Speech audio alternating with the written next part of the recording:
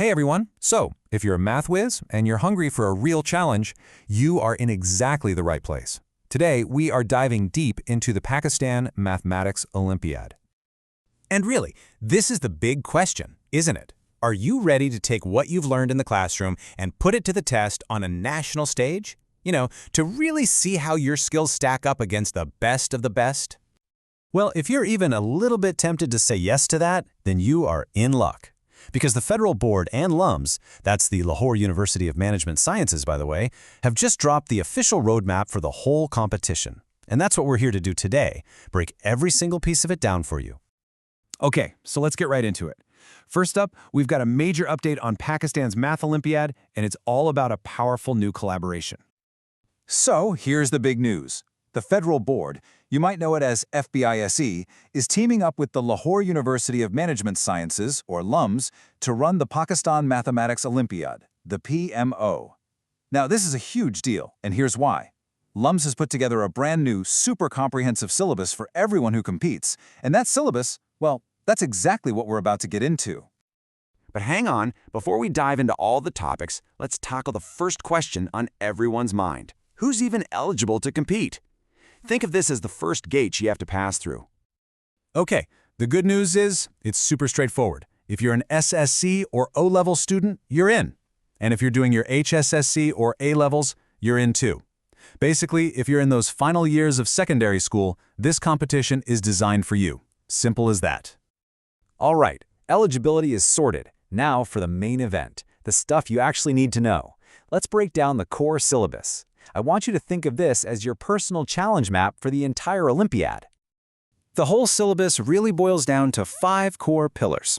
Everything, and I mean everything, you'll face in this competition fits into one of these categories.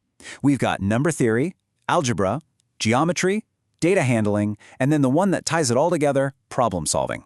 So let's take a closer look at each one, shall we? First up is number theory. And look, don't let the fancy names scare you off. All it really is, at its heart, is the study of whole numbers, integers, and all their cool hidden secrets. So what does that actually mean for you? It means you've got to be sharp with prime numbers and factorization. You'll need to know your LCM and GCD inside and out. And of course, you have to be totally fluent with fractions, decimals, ratios, and exponents. But listen, this isn't about just memorizing stuff. These are the fundamental tools you're going to need in your toolkit to crack the really tough problems. Okay, pillar number 2, algebra. I always think of algebra as kind of like the grammar of math. It's the language we use to talk about patterns, variables, and all the relationships that equations describe. Now, for the PMO, we're talking about way more than just simple calculations. You're expected to be a pro at simplifying algebraic expressions, solving both linear and quadratic equations, and dealing with inequalities. You'll also need a sharp eye for spotting patterns and sequences. And things like polynomials and factorization, yeah, those are your power tools for taking apart really complex algebraic structures. Moving on to our third pillar, geometry. This is where math gets visual, right? It's all about exploring shapes, sizes, and just the basic rules of the space around us. So on the test, what are they looking for? They want you to know the deep properties of basic shapes. We're talking triangles, quadrilaterals, circles. You need to be able to calculate anything from a simple perimeter all the way up to a tricky volume. And you'll definitely need to apply key theorems and even use coordinate geometry to solve problems. It's really about seeing the math that's all around you. Pillar number 4 is data handling. And this is such a useful, real-world skill.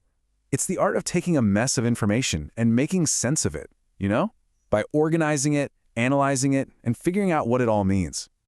And for the Olympiad, this goes way beyond just reading a bar graph. You'll need to interpret all kinds of data, calculate things like mean, median, and mode, and even get into standard deviation. But honestly, the real kicker is often probability, figuring out the chances of some pretty complex stuff happening.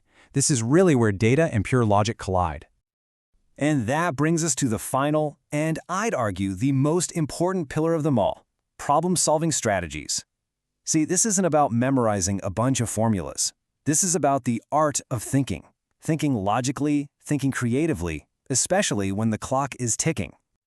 This is really where you have to go beyond what you learn in your standard classes. We're talking about tackling logic puzzles and riddles, using advanced reasoning techniques, and even dipping your toes into mathematical proofs. And of course, getting your hands dirty with actual Olympiad-style problems. Honestly, this is the stuff that separates a good math student from a true Olympian. Okay, so now we know what you need to study. The next big question is, how do you actually prepare for all this? Let's talk strategy. Welcome to your training ground. Look, success here really boils down to a pretty simple but super powerful 4-step plan.